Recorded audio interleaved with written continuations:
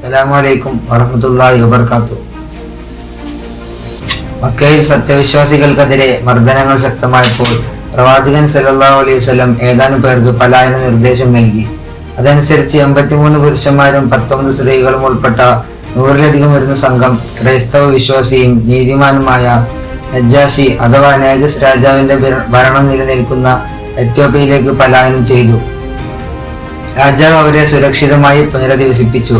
മുസ്ലിങ്ങളെ അവിടെ നിന്ന് പുറത്താക്കാൻ രാജാവിന് മേൽ സമ്മർദ്ദം ചെലുത്തുക എന്ന ലക്ഷ്യത്തോടെ അദ്ദേഹത്തെ പ്രീതിപ്പെടുത്താൻ ഉപഹാരങ്ങളുമായി മക്കയിലെ പ്രമാണിമാർ രാജസന്നിധിയിലെത്തി. തങ്ങളുടെ രാജ്യത്ത് ചില കുഴപ്പക്കാർ നുഴഞ്ഞു കയറിയിട്ടുണ്ട്. അവർ സ്വജനതയുടെ മതം കൈയൊഴിഞ്ഞവരും പുതിയ മതം തിരഞ്ഞെടുത്തവരുമാണ്.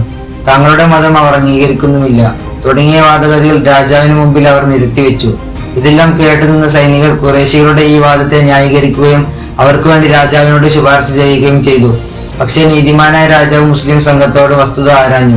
ഇരകളുടെ ന്യായം കേൾപ്പിക്കാനുള്ള സുവർണ അവസരം ജാഫർ ബിൻ അബി ത്വാലിബ് റളിയല്ലാഹു അൻഹു സമർത്ഥമായി പ്രയോജനപ്പെടുത്തി. അദ്ദേഹം രാജസദസ്സിനെ നോക്കി ഉച്ചൈസ്വരം പറഞ്ഞു: പ്രഭു, ഞങ്ങൾ അപരിഷ്കൃത ജനതയായിരുന്നു.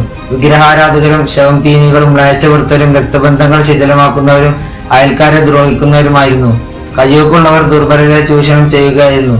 ഈ പശ്ചാത്തലത്തിലാണ് ഞങ്ങളിൽ നിന്ന് തന്നെയുള്ള ഒരാളെ അള്ളാഹു ഞങ്ങളിലേക്ക് പ്രവാചകനായി നിയോഗിച്ചത്. അദ്ദേഹത്തിന്റെ കുടുംബവും സത്യസന്ധതയും വിശ്വസ്തതയും മാന്യതയും എല്ലാം ഞങ്ങൾക്ക് നന്നായി അറിയാം.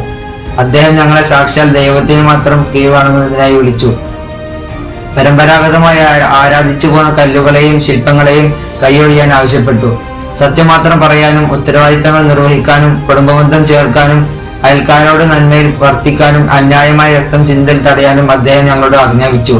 നീചപ്രവൃത്തികളും വ്യാജ വർത്തമാനങ്ങളും അനാഥരുടെ സ്വത്ത് കൈവശപ്പെടുത്തലും സ്ത്രീകളെ പറ്റി അപവാദം പറയുന്നതും അദ്ദേഹം വിലക്കി.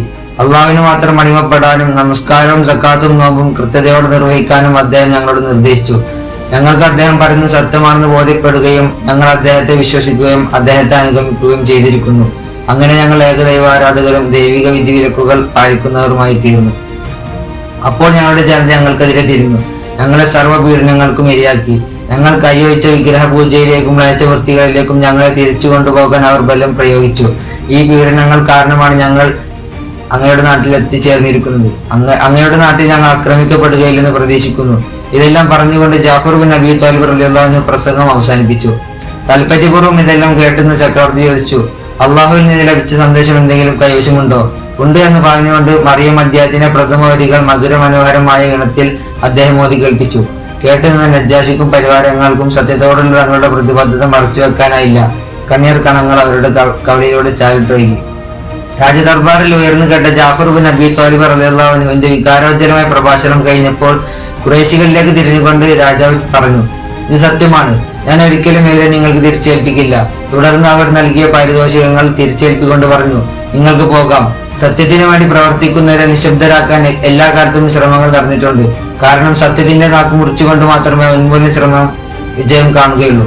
എങ്കിലും അത്തരം ശ്രമങ്ങളെ മുസ്ലിം സമൂഹം എക്കാലത്തും ധീരമായി തന്നെ നേരിട്ടിരുന്നു. ജാഫർ ബിൻ അബി ത്വാലിബ് റളിയല്ലാഹു അൻഹുവിന്റെ പ്രൗഢഗംഭീര പ്രഭാഷണം കുതന്ത്രങ്ങളുമായി വന്ന ശത്രു മനസ്സുകളിൽ എടുത്തി വീഴ്ത്തുകയും സുമനസ്സുകളിൽ കുളിർമ വർഷിക്കുകയും ചെയ്തു. അസ്സലാമു അലൈക്കും വറഹ്മത്തുള്ളാഹി.